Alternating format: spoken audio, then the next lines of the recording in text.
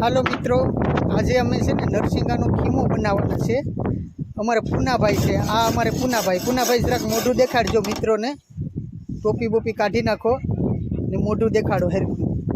આ છે અમારે પૂનાભાઈ. આજ અમારે પૂનાભાઈ નરસિંગાનો ખીમો બનાવવાના છે. અત્યારથી સરી કહે આ પાટલું ધોઈ નાખ્યું, કેમ કે નરસિંગાના ખીમામાં કચરો ન ગળે, મેલો ન થાય. આ છે નરસિંગા. આ છે અમારે વિશાલભાઈ નરસિંગા મોળે.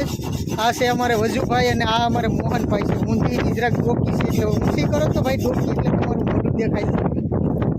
આ નરસિંગા છે ને અમારે મેન ભંડારી છે ને ભૂપતભાઈ છે, એ વેળાકોટના છે. એ અટાણે રોટલા ઘડે છે.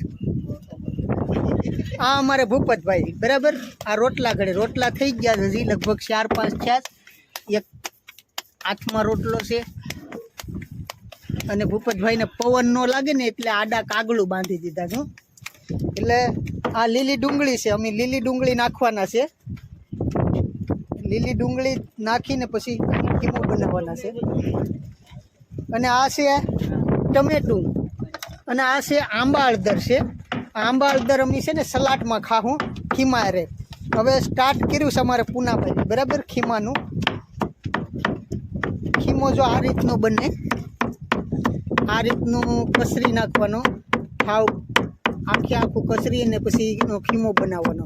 આજે અમારે પૂનાભાઈ ખીમો ખાય. મિત્રો લાઈક કરી દેજો અને સબસ્ક્રાઈબ કરી દેજો બરાબર.